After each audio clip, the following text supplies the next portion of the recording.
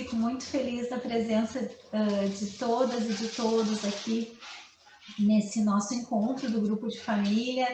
Uma saudação especial para quem é do grupo e também para quem vem de longe, né? Porque a gente pode isso felizmente nesse espaço virtual. Paula, recebe meu abraço e minha saudade de você, ó. O lugar no mundo, assim. Quero dar as boas-vindas e dizer que a gente tem hoje, então, uma aula aberta sobre o planejamento sucessório. Quem vai começar vai ser a professora Daniele Chaves Teixeira, depois o professor Daniel Bucaria e a professora Ana Carolina. E aí, se a gente conseguir, a gente tem um tempinho para conversar sobre alguma dúvida que vocês tenham. E aí, no final, a gente vai ter uma surpresa para o pessoal, é isso mesmo? Para quem ficar até o final. Essa aula vai ficar gravada, vai ser disponibilizada no canal da Arquitetura do Planejamento Sucessório, só para pegar o consentimento de vocês, para a gente não estar aí fazendo coisas que vocês não saibam, né?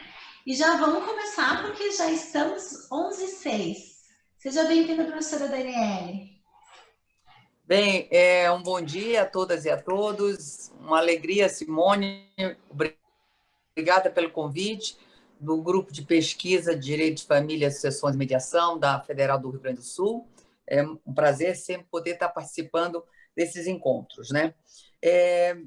O nosso tempinho é curto e eu aproveito para falar de uma forma bem dentro do que nós nos organizamos aqui para falar, dentro dessa introdução ao planejamento sucessório e patrimonial, né? Fazer de 3 formas, né? O que são esses planejamentos, diferenças entre eles e por que eles estão acontecendo, né? Então, o que é o planejamento? Um planejamento sucessório, você tem que ter uma organização patrimonial com a visão visando a transmissão de bens, pensando na sua sucessão causa-morte, no caso da sua morte, que são efeitos diferentes se você for fazer só uma organização patrimonial que você não está pensando. E, no caso, nossa legislação brasileira está extremamente engessada e, principalmente, o nosso direito está precisando, sucessório, está precisando de novas áreas, de novas interpretações legislativas que possam vir a atender às demandas da sociedade atual. Em função disso, por isso que o planejamento ganhou esta importância, exatamente por conta desse enrijecimento, né? Dessa falta de liberdade. Desde 2002, no momento que o cônjuge se tornou e o companheiro herdeiros necessários, acabou com a última liberdade que se tinha no caso de regime de bens. Então, hoje, nós não temos nenhum regime de bens que não há uma comunicação no caso de morte, no caso do planejamento sucessório, em maior ou menor grau. Bem, eu gosto de fazer a diferença do planejamento patrimonial, que, no caso, você está fazendo essa organização hoje em vida para essa situação e não prevendo a situação sucessória.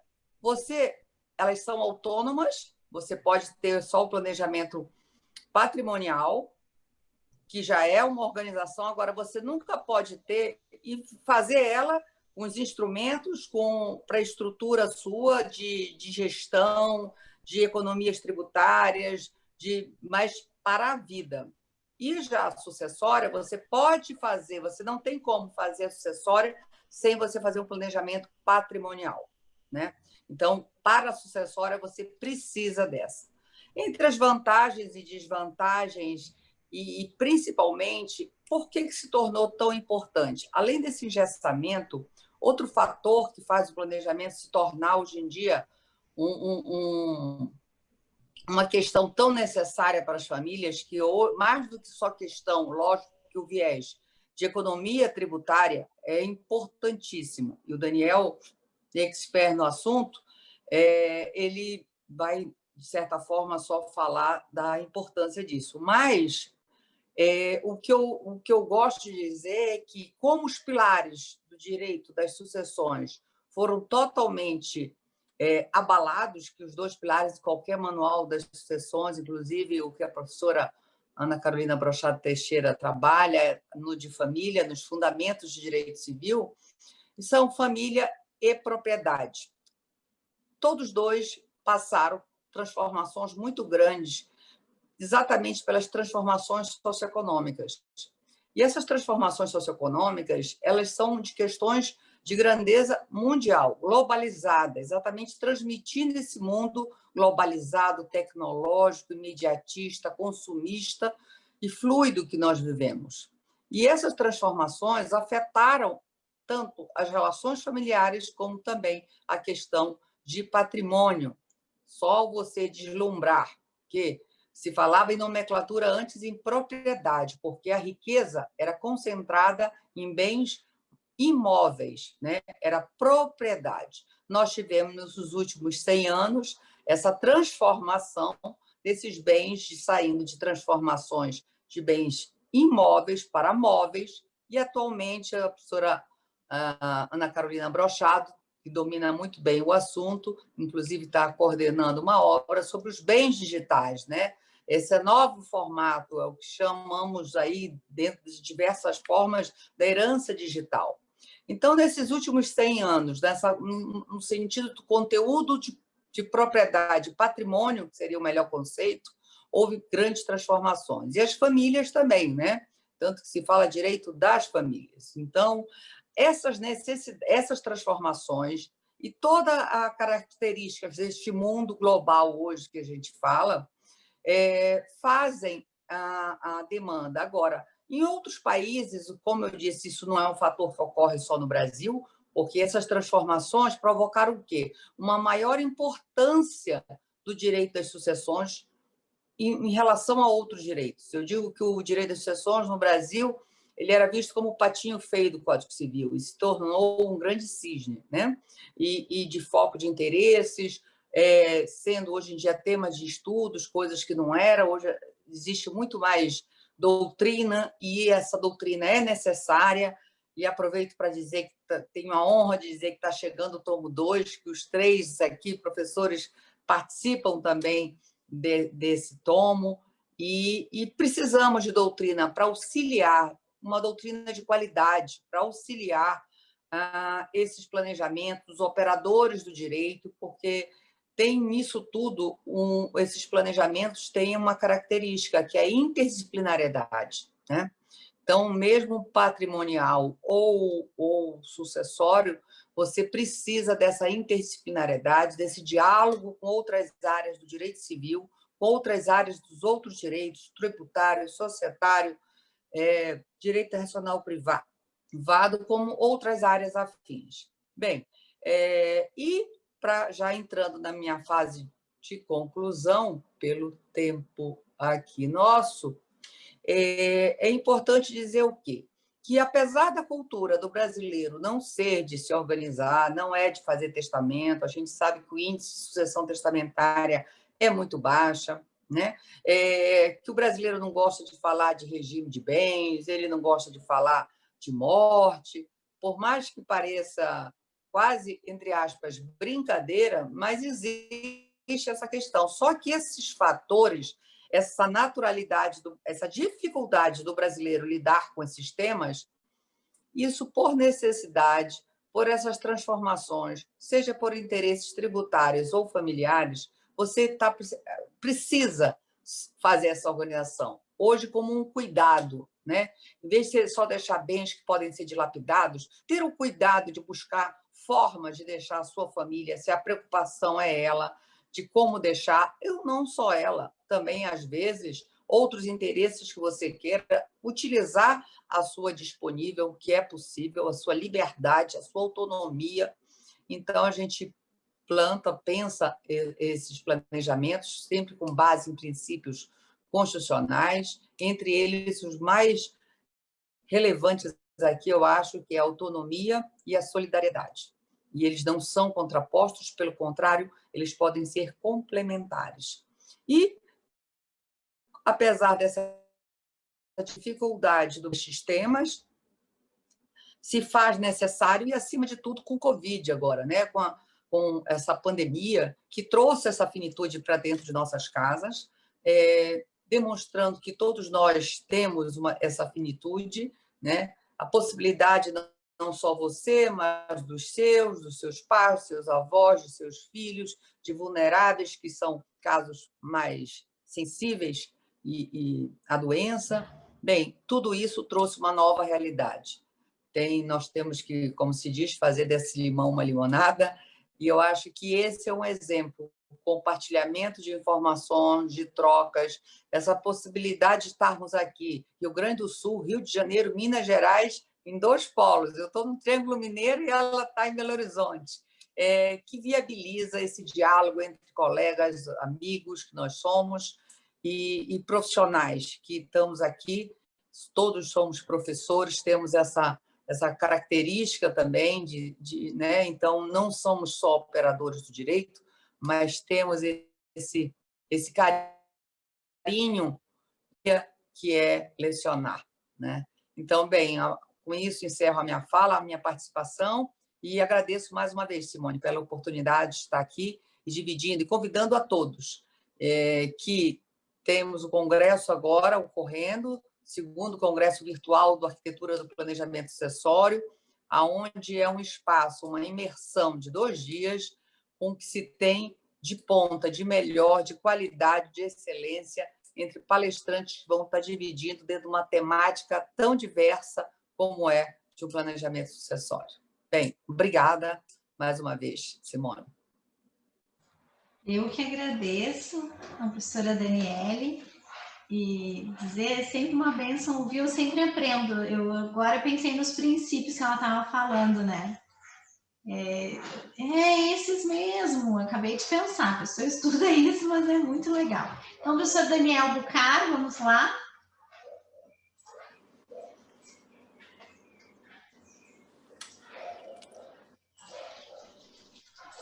Bom dia, pessoal. É uma alegria estar aqui na sala aberta do grupo de Família, Sucessões e Mediação da professora, coordenada pela professora Simone Tassinari, ao lado da minha amiga e professora Daniele Teixeira, minha amiga e professora Ana Carolina Brochado Teixeira, de alunos queridos, pesquisadores, desde Alagoas, lá a Paula Albuquerque, a minha aluna aqui no Rio de Janeiro, Flora Chang, e ao pessoal do Rio Grande do Sul, que faz parte desse grupo, pessoal do Sul em geral. Eu separei para essa introdução ao planejamento patrimonial sucessório uma temática que me vem sendo muito cara ultimamente, que é o olhar sobre a movimentação patrimonial, né? Eu sou um pesquisador da teoria do patrimônio, mas a movimentação patrimonial na sucessão. Por que eu digo isso? Porque nós temos uma certa, até um dogma no direito brasileiro que é pautado no direito de sesine. O direito de sesine, que tem lá no artigo 1784, ele diz que se transmite automaticamente os bens, e aqui compreendendo os bens ali do 1784 como patrimônio, aos herdeiros legais e testamentários. Curiosamente, inclusive, o nosso ordenamento fala de testamentários, o que é uma inovação única no direito brasileiro, porque a sesine francesa, alemã, europeia em geral, quando tem, ela não passa para os testamentários, justamente porque a ideia da sesine é que haja uma proteção por parte das pessoas que estejam mais próximas do falecido para segurar o patrimônio, né? Para proteger o patrimônio. Então, o testamentário justamente não poderia ser esse, porque não é presumidamente mais próximo, e sim apenas os legais. De toda forma, é isso que diz o Código Civil. Mas, no entanto, como a professora Daniela já ressaltou, o direito sucessório ele é composto por outras matérias. Além do próprio direito civil, para formar o sistema de direito sucessório, nós temos o direito processual civil, que aí, desde 2007, ele é acompanhado pelo direito notarial, na hipótese de um inventário extrajudicial, e o direito tributário. Então, esse sistema de direito sucessório brasileiro, ele interpretado de maneira sistemática, para ser até redundante, ele acabou com a CESINE. Não há CESINE no nosso país, porque o inventário é obrigatório. Sendo o inventário obrigatório no nosso país, ele tem como função a garantia dos credores do falecido e o pagamento de tributos. E a última função, portanto, é a transmissão do patrimônio aos sucessores. Embora haja várias vozes de respeito, super respeito, no Brasil inteiro, que tentam, de alguma maneira, conformar essa CESINE à la brasileira a alguma proteção, alguma tutela, falando de posse, falando de proteção aos bens.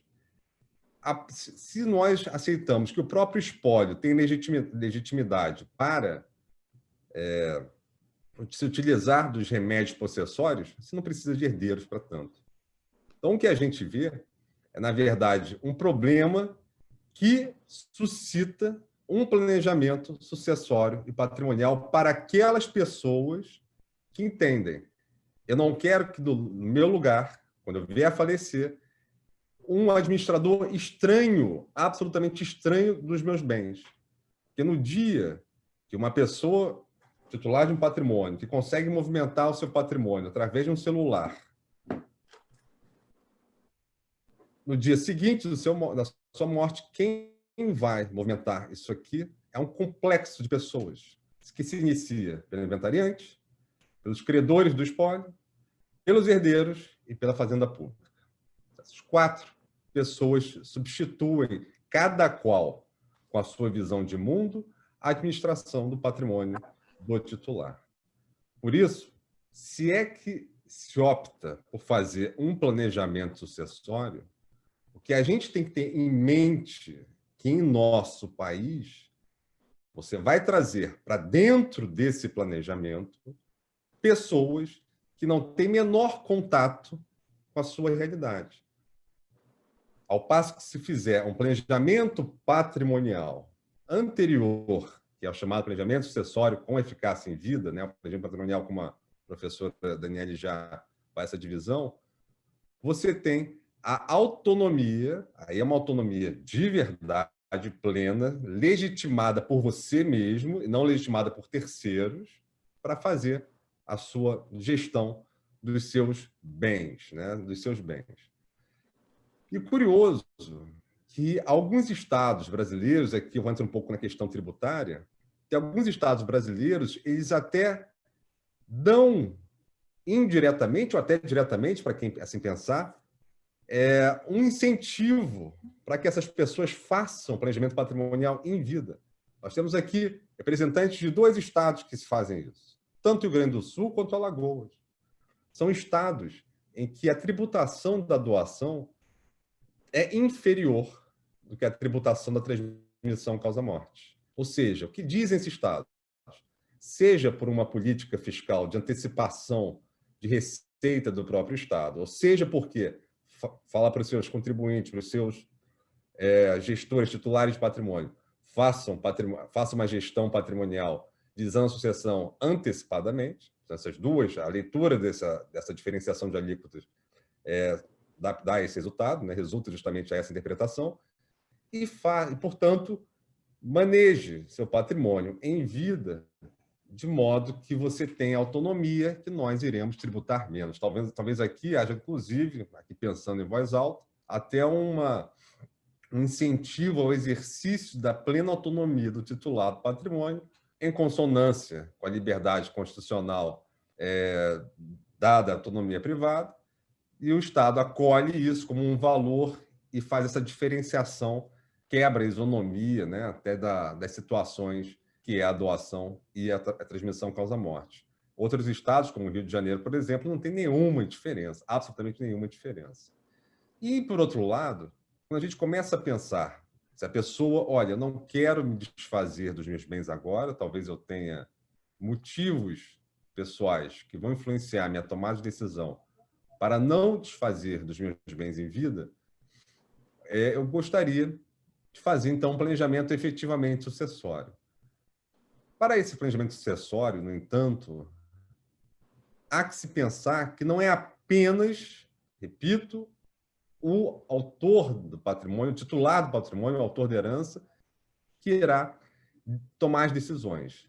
Decisões dele são decisões indicativas, são decisões que ele diz o que ele quer que seja feito, mas ele tem que buscar também uma percepção subjetiva das pessoas, dos beneficiários e dos outros atores que envolvem esse planejamento sucessório. Isso é o que a gente chama, eu, Daniel Teixeira, dos aspectos subjetivos do planejamento sucessório. Que se eu quero realmente que meu patrimônio tenha tomada, parte dos meus bens, né, do meu patrimônio, tenha um destino para determinado beneficiado, para qualquer outra pessoa, eu tenho que saber também que ele vai aceitar, que em vida eu já tenho isso, pós-morte eu não tenho, e que não vai haver conflito entre terceiros para impedir justamente a minha decisão no âmbito da minha autonomia privada. Isso é o que a gente chama de aspectos subjetivos. E aí, naturalmente, o testamento e o codicílio, como a Daniela Teixeira também sempre chama atenção, são as ferramentas básicas para isso. Mas a gente tem que avançar muito no testamento para começar a pensar em inserir no testamento negócios jurídicos, inclusive processuais. Processuais, no sentido de permitir que efetivamente os seus sucessores tenham acesso mais rápido à herança, já que a gente não tem uma transmissão automática diante da obrigatoriedade do inventário no Brasil, mas sim buscar condicionar a própria aceitação a negócios jurídicos processuais do tipo cláusula, a meu ver, é um estudo que deve ser feito, cláusula de não litigância, entrega antecipada de bens a determinados herdeiros, aí o próprio inventariante pode fazer isso, por ordem, e claro, autorizado pelo juiz, e aí tem que dizer, claro, autorizado pelo juiz, que é algo que para a gente é muito natural, mas não é nem um pouco natural para um país que tem a CESINE, porque quando se tem a CESINE, efetivamente a entrega é automática. A gente não tem essa automatização. Então, se eu tenho dinheiro em conta bancária, posso colocar justamente no meu testamento que todos os herdeiros aceitando o testamento, o juiz dando eficácia no testamento, será utilizada determinada conta bancária imediatamente pelo inventariante. Vai ficar sob já a gestão do inventariante, algo que hoje não acontece, porque qualquer valor depositado em juízo fica sempre sob, não em juízo, mas mesmo em bancos privados, fica sob a total gestão do juízo. Você não pode fazer nenhuma movimentação. Quiçá, como aqui no Rio de Janeiro muitos juízes entendem, o inventariante sequer pode obter informações que não seja através do juízo das contas bancárias. Então, a gente tem que começar a avançar e pensar que nós temos um sistema que ele trava o planejamento sucessório, e aqui chamando de planejamento sucessório, esse planejamento com eficácia pós-mortem, que vai ser operacionalizado pelo testamento e pelo codicílio, e que nesses instrumentos a gente tem que começar a pensar em dar mais efetividade àquilo que a gente tem no direito civil, mas não tem no sistema brasileiro de direito sucessório, que é a transmissão automática de bens. Ninguém quer, em um sistema que se diz capitalista, que o Estado administre seus bens privados. Ninguém quer. Ninguém aqui quer que seu Estado administre seus bens. Ninguém quer. O problema é que, no dia seguinte da sua morte, o Estado vai administrar seus bens privados pelo Poder Judiciário.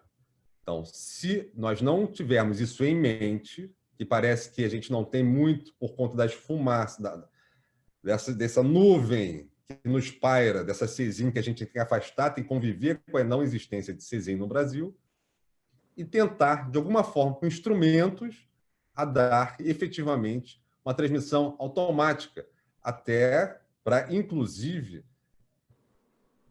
executar a função social da propriedade, que a Constituição ela contempla. Propriedade privada na mão do Estado é um raio desfuncionalizante da propriedade privada. Então, é isso que a gente tem que pensar sobre a introdução, nesse âmbito de introdução do planejamento sucessório e do planejamento patrimonial. Estou aqui ansioso para ouvir a Carolina Brochado Teixeira. Obrigado.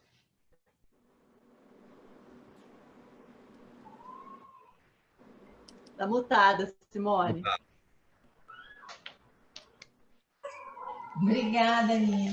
Eu que agradeço, também sempre aprendendo. Depois eu quero revisar essas coisas aí que a gente pode botar no testamento, porque eu quero anotar isso aí para a gente ter. Ó, anota que isso aí é ouro, minha gente.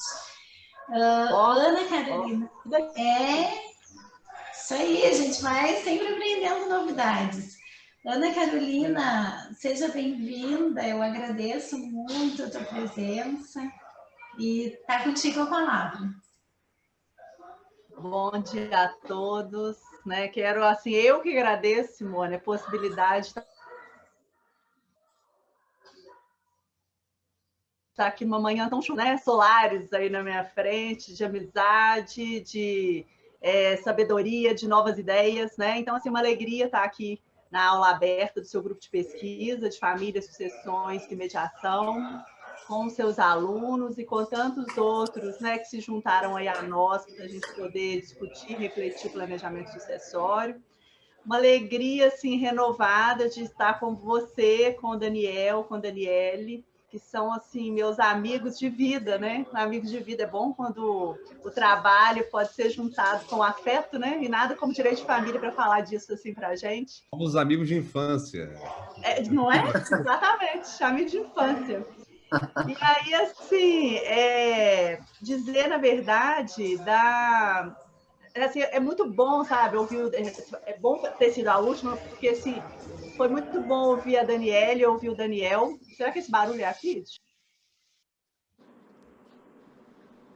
Ouvir a Daniele, ouvir o Daniel, porque, assim, a gente fica vendo, né, eu fico vendo, assim, que quando você fala que, né, as sessões da Daniele, esse arcabouço aí que ela está trazendo, não só na coordenação dos livros do arquitetura, do planejamento sucessório, mas também sim, de todas as interfaces, de todas as reflexões interdisciplinares.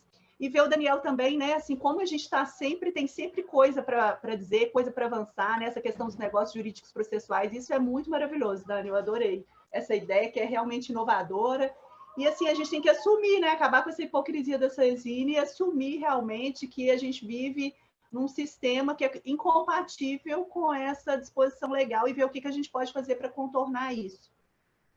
E o mais maravilhoso que eu acho é assim, a gente vê que o espaço de autonomia privada no direito das sucessões ele vem crescendo muito, né?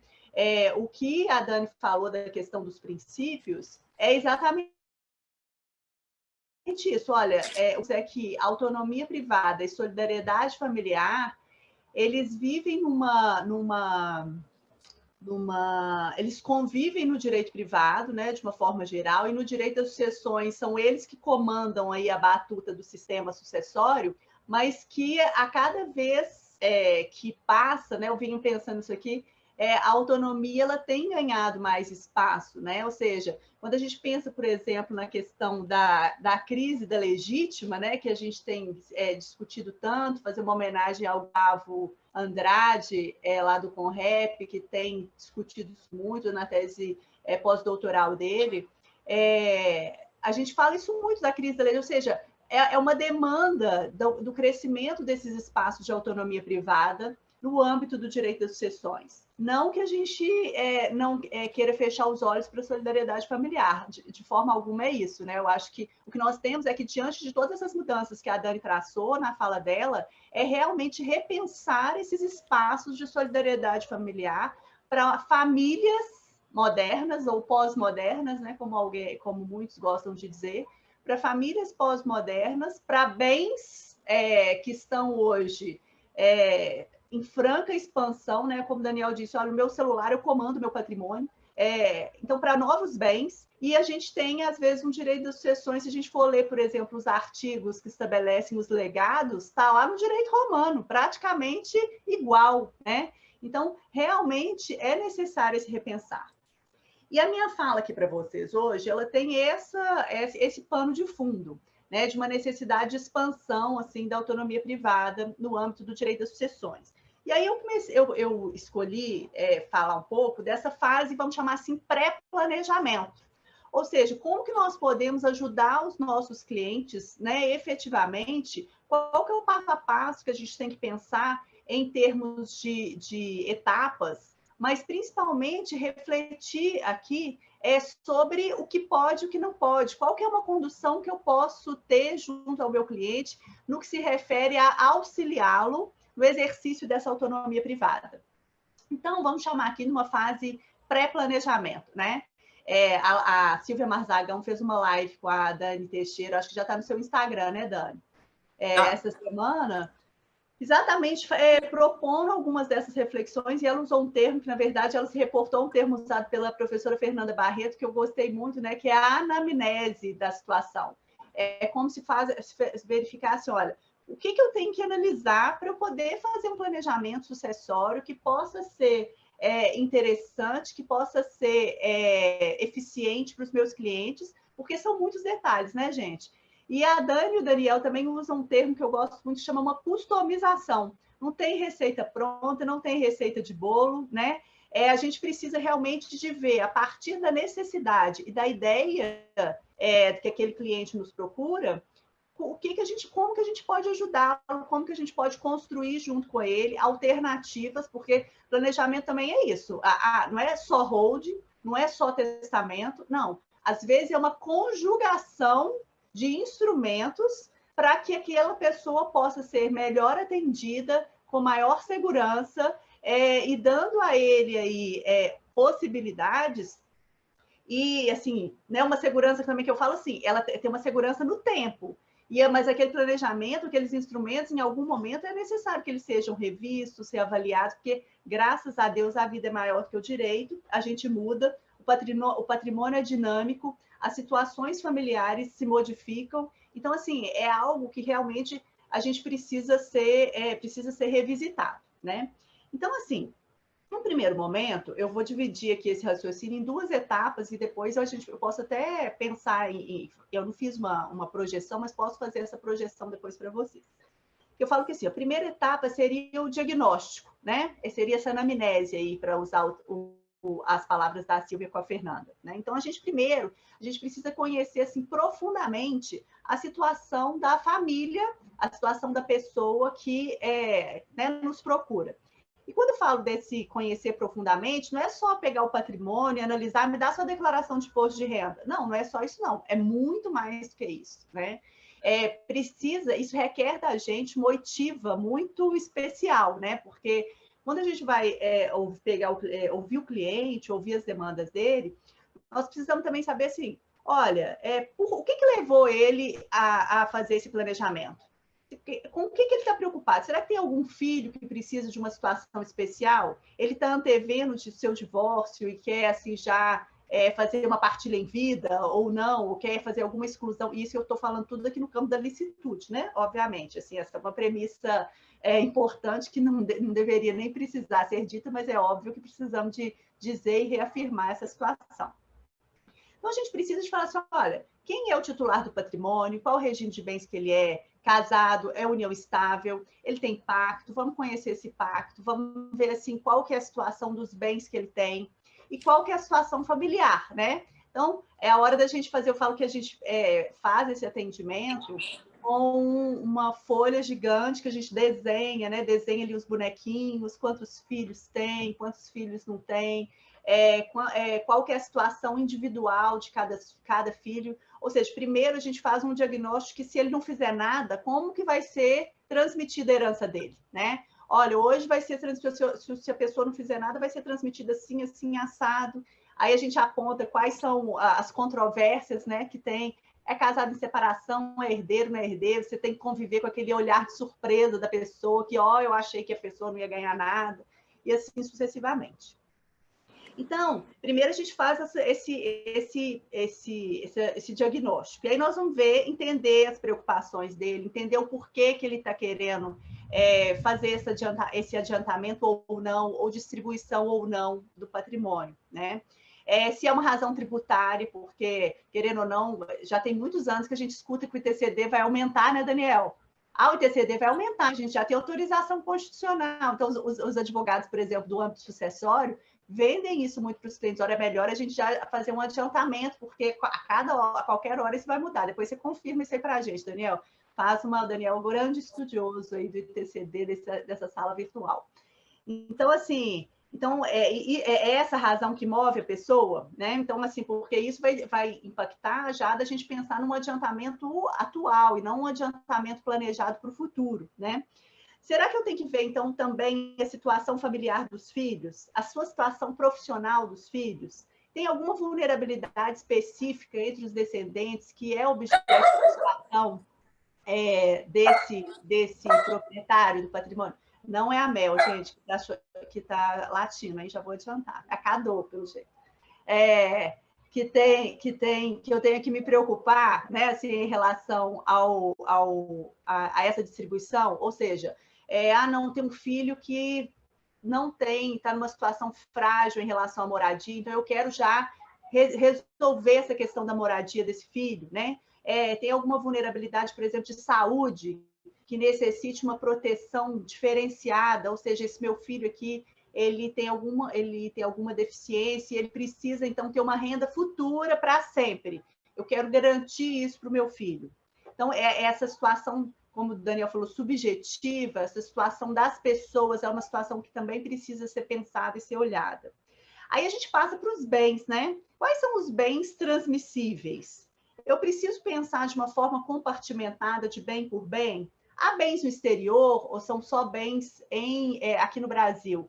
Há bens em vários estados que eu preciso pensar também no ITCD para ver se é necessário, é melhor, né? Como o Daniel falou, eu tenho alguns estados que eu tenho uma vantagem fiscal com a doação e não com a transmissão pós-mortem. Ou seja, a situação dos bens, ela também precisa ser considerada para que depois a gente possa fazer uma conjugação que ligue bens a pessoas, né? Eu quero deixar simplesmente um condomínio, um bloco, ou eu não? Eu quero dividir, eu não quero deixar que se transfira simplesmente essa massa para condomínio, eu quero que cada um, em função das especificidades de cada herdeiro, tenha, então, seja atendido em determinadas circunstâncias. Ou seja, eu quero que, por exemplo, meu filho dentista fique com a minha sala comercial e não com a minha casa lá em Maceió, vizinho da Paula, né? Então, assim, é preciso se pensar nessa situação individualizada.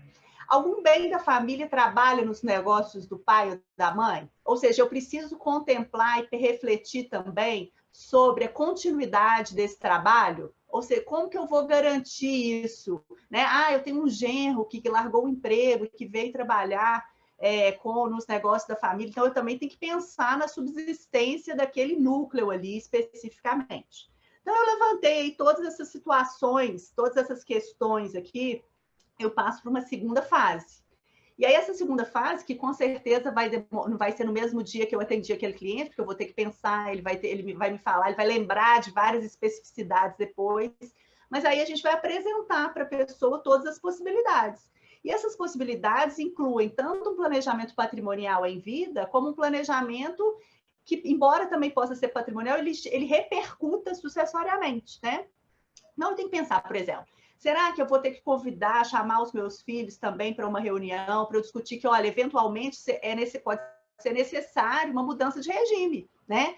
Dos filhos, por exemplo, se a sugestão vai ser uma holding, que eu vou agregar os filhos para a holding, eventualmente aquelas cotas vão ser bens adquiridos onerosamente na constância do casamento, embora integralizadas com bens anteriores que vai demandar depois, eventualmente, uma declaração de subrogação. E aí, que pode vir a dar tudo certo, mas pode ser trabalhoso, né, para o futuro. E como o Daniel falou, o que a gente quer é, com certeza, quando uma pessoa vai buscar fazer um planejamento sucessório, é que aqui os bens fluam de uma forma muito tranquila, cumprindo, inclusive, isso que ele lembrou muito bem, de uma função social da propriedade no âmbito sucessório, né? Então, eu tenho que pensar numa eventual mudança de regime de bens, eu tenho que pensar, inclusive, em algo que tem sido muito debatido, né? Pactos intrafamiliares. O Dimitri batizou muito bem esse termo aí, que eu falei que esse nome é muito chique. Pactos intrafamiliares, ou seja, mudanças de acordos, né? Eventualmente de repercussão sucessória, de repercussão patrimonial no meio do casamento, né? Então, isso é uma questão importante de ser colocado, de ser pensado. Então, eu tenho que pensar também se eu tenho algum auxílio imediato, né, para algum familiar que requeira, por exemplo, uma doação e não um testamento. Eu tenho que pensar aqui em instrumentos que prevejam se o controle do patrimônio vai ser transferido agora ou não, por exemplo, no caso de uma empresa, se eu vou fazer uma doação de cotas, mas eu vou ficar com usufruto político e econômico ou não, né? Se eu já vou querer ir passando também o controle político para os meus descendentes, né? Essa transmissão dos bens, ela vai ser imediata ou só após a morte? Eu vou transferir agora a propriedade à posse ou só à posse? A partilha pode ser uma partilha em vida? Eu vou levar em consideração uma partilha quantitativa e qualitativa também, para pensar efetivamente numa função social desses bens agora ou não. Essa partilha, eu vou só me atentar para uma partilha quantitativa. E aí, gente, a gente tem todas aquelas inúmeras possibilidades dos instrumentos, que vai ficar aí para a nossa próxima aula, né? Não hoje, mas eu queria era só assim, sensibilizar vocês da complexidade que é, da necessidade, muitas vezes, da gente ter outros colegas para nos auxiliarem, né? Colegas no âmbito do direito societário, no direito tributário, porque eu não sou o Daniel, né? Que simplesmente é civilista, tributarista e empresarialista junto. Eu realmente preciso dos colegas para me ajudar, mas da necessidade de um pensamento conjunto, porque essas relações jurídicas, elas são, de fato, complexas, né? Então, eu acho que se a gente fizer um pré-planejamento bom, arrojado, com certeza as coisas vão fluir de uma forma muito mais segura, muito mais clara para aqueles clientes que nos procurarem, que eu acho que é isso, né, que nós, como profissionais, buscamos atender os nossos clientes nesse sentido. Então, agradeço desse debate e estamos aí à disposição para né, eventuais questões que estejam aí, sejam colocadas pela turma. Obrigada, Ana, sempre aprendendo nós, né, gente? É incrível, assim. Enfim, muito obrigada, eu agradeço esses meus amigos da vida toda, da infância acadêmica, né? E eu quero abrir para pergunta, gente, para a gente poder ter um tempinho para conversar, porque nunca dá tempo. Então, vamos lá. Se quiser fazer pelo chat, se quiser fazer ao vivo, se quiser entrar, só aí.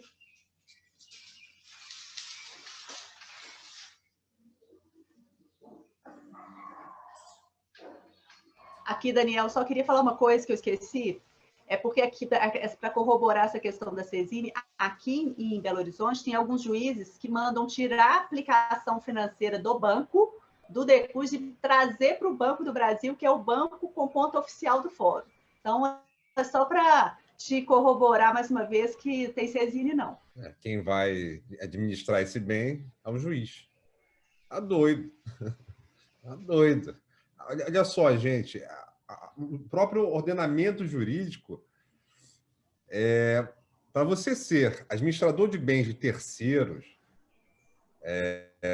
por exemplo, fundos de investimentos, qualquer coisa que seja, você precisa estar capacitado e certificado, inclusive, pela CVM, né? Para você administrar bens de terceiros de aplicações.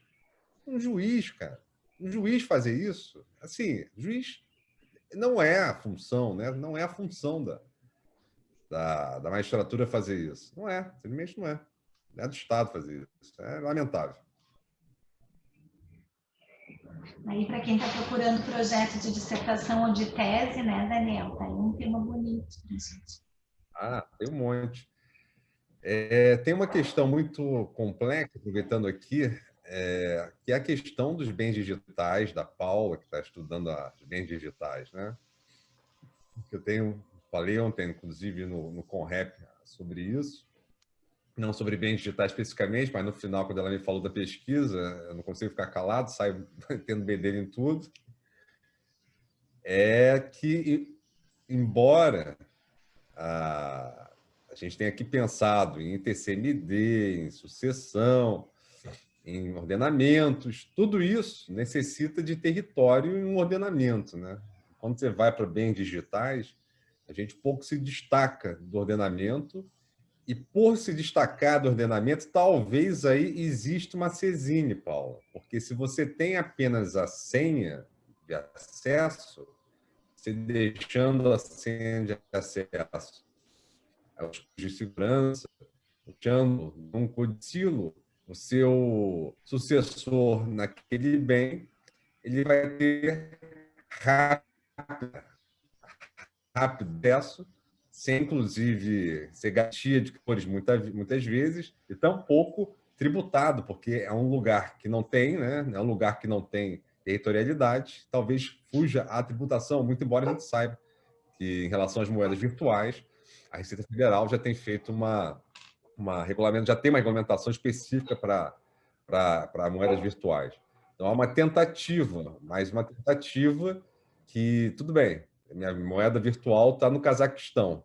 Eu fiz a compra e venda lá, transformei em euros e mandei para a Polônia. Difícil, né? Fazenda brasileira e credor brasileira ter acesso a isso. Então, talvez a gente tenha a cesine aí, mas é uma cesine existente em razão do não alcance do ordenamento brasileiro a esses bens, né? E é uma coisa curiosa, porque o patrimônio, a gente tem ele no século XVIII, século XIX, ele como um único, né? Universalidade patrimonial, a gente chama de universalidade de direito, né? Juízo universal, uma universalidade, o patrimônio é único, é uno, é um só, mas ele é um só dentro de um ordenamento jurídico. Quando você tem dois ordenamentos jurídicos incididos sobre patrimônio, você acaba que há uma quebra patrimonial, tanto é que tem que fazer dois inventários, um inventário aqui e um inventário em Portugal, quando você tem. E o direito empresarial ele já avançou um pouco nessa história, né?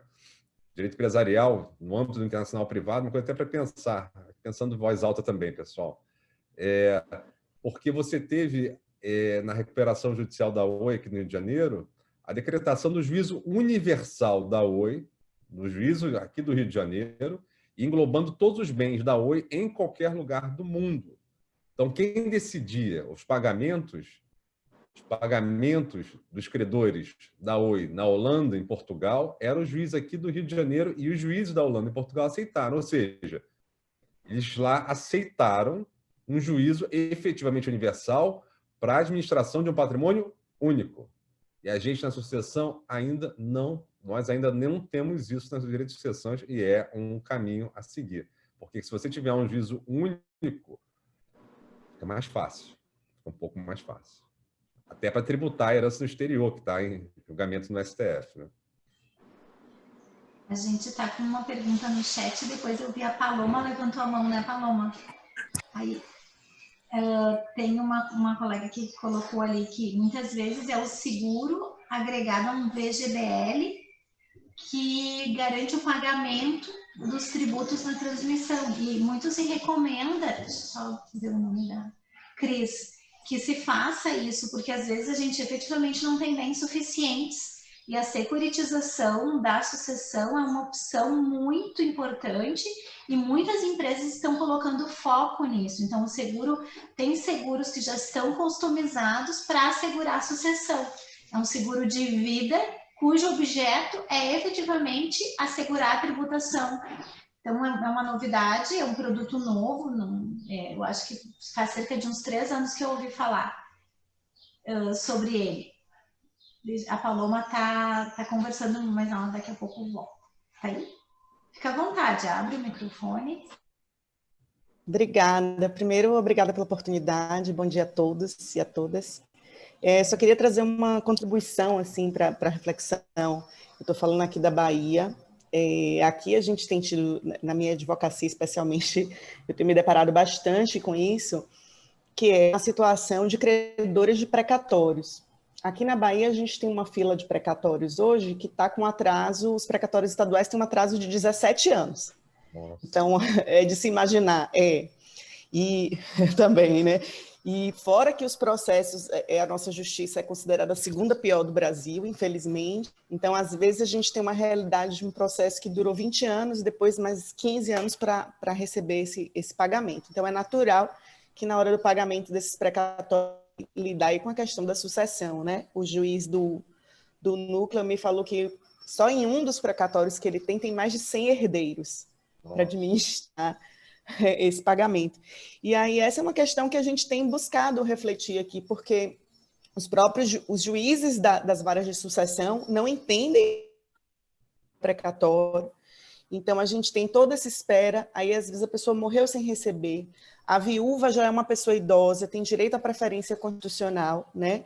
Eu tive um caso aqui que a filha herdeira era deficiente e a gente não consegue fazer o pagamento da preferência porque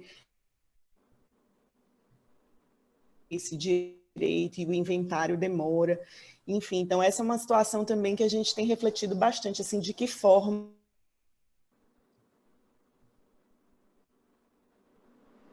algo em relação a esses créditos, que muitas vezes ou o inventário não finaliza, ou às vezes é o contrário, o inventário finaliza e ainda não está no momento do pagamento do precatório, e aí a família não tem o valor para pagar o tributo, né? E a Fazenda Pública quer que a família antecipe o tributo sobre um crédito que ela vai receber daqui a 10 anos. Assim. Então a gente está vivendo uma situação bem complicada aqui e buscando ferramentas para tentar dirimir aí esses conflitos.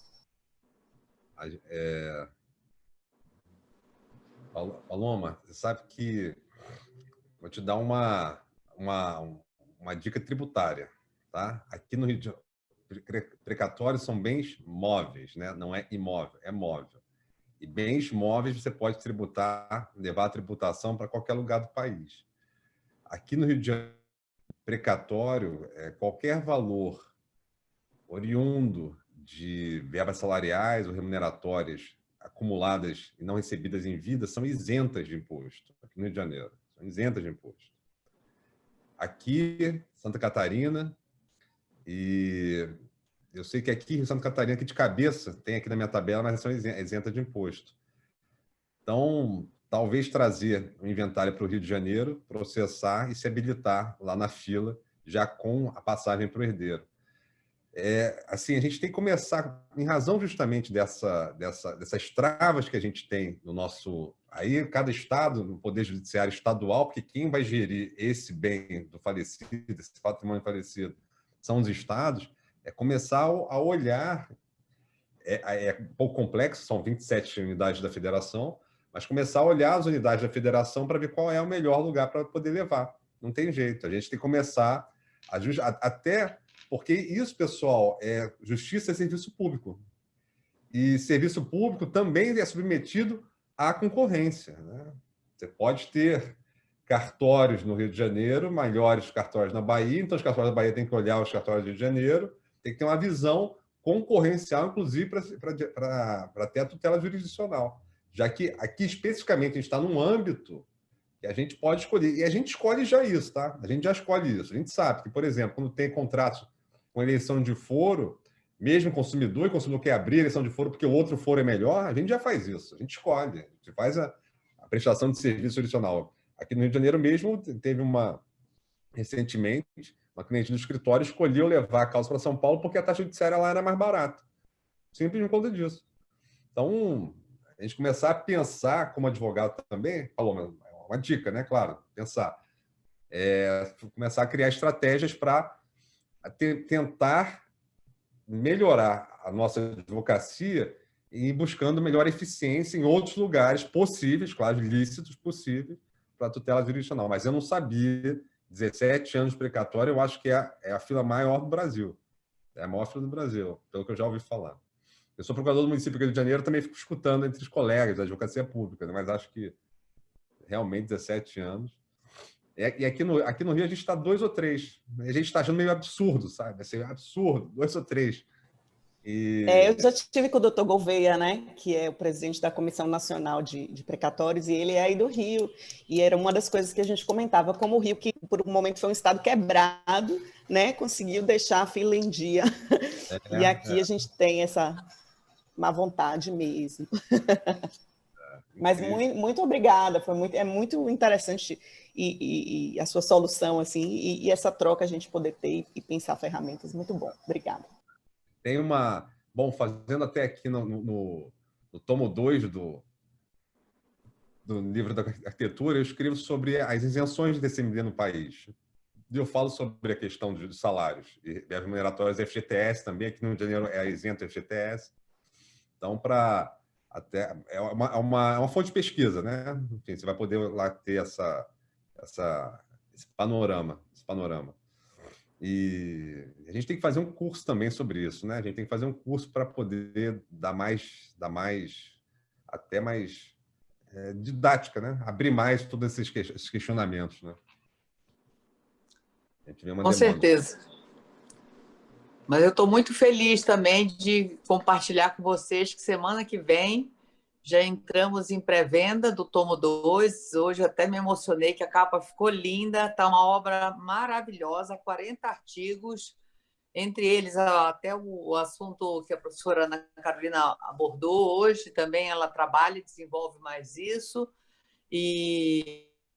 Então, assim, eu fico muito feliz. Esse congresso está sendo muito com base em alguma parte, né? Porque são 40 e lá os palestrantes têm que ser o menor número, e com grande parte dos autores trabalhando os seus artigos que vão vir no tomo 2. Então, aquela coisa, né? Um livro que virou um congresso que vira outro, e aí as obras e não se esgota por essa característica da interdisciplinariedade, de você ouvir um tributarista, de você ouvir um societário, de você ouvir um expert em doação, né? E assim, todas essas formas de pensar vão nos ajudando a agregar, e com certeza nós estamos preparando um material bem bacana aí, notícias em breve, vão acompanhando a gente, que acho que vocês vão ficar bem felizes aí com o que nós estamos, esse quarteto aí está preparando aí para vocês.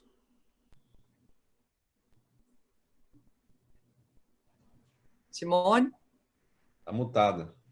Tá. Obrigada, Dani. Obrigada, pessoal. Daniel, essa dica aí para quem advoga é muito boa, porque é simples, a gente acha que tem uma vinculação com o estado do crédito, mas não tem. Então, é bastante importante, é para isso que serve um grupo de família, né? De sucessões, para que a gente tenha acesso às novidades.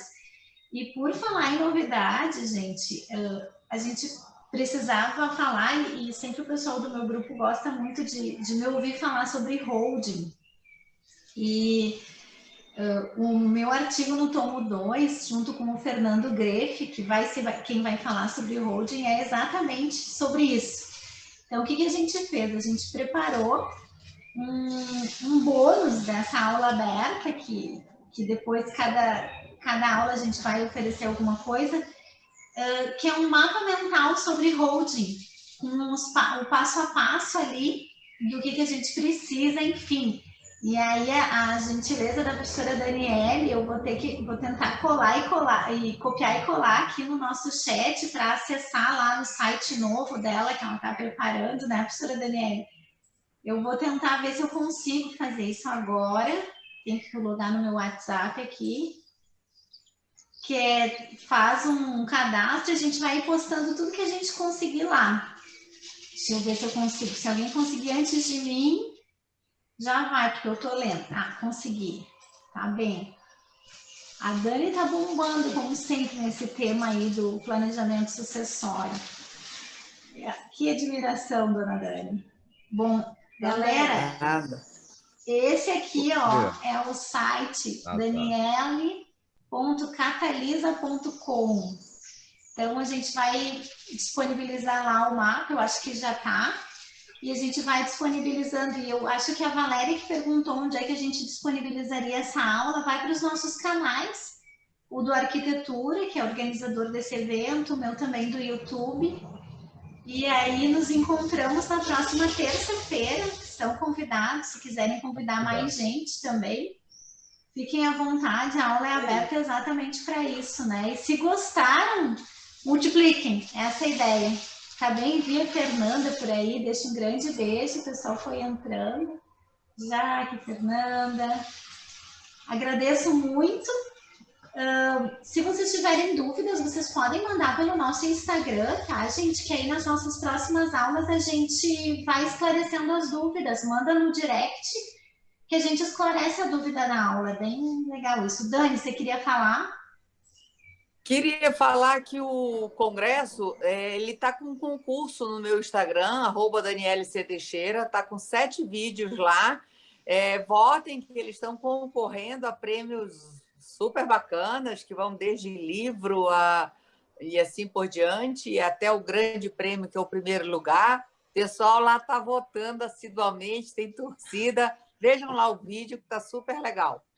Primeiro lugar vai ganhar uma vaga no curso, gente, no curso de planejamento patrimonial e sucessório. Então, o pessoal está enlouquecido para ganhar a vaga, porque não é um curso barato.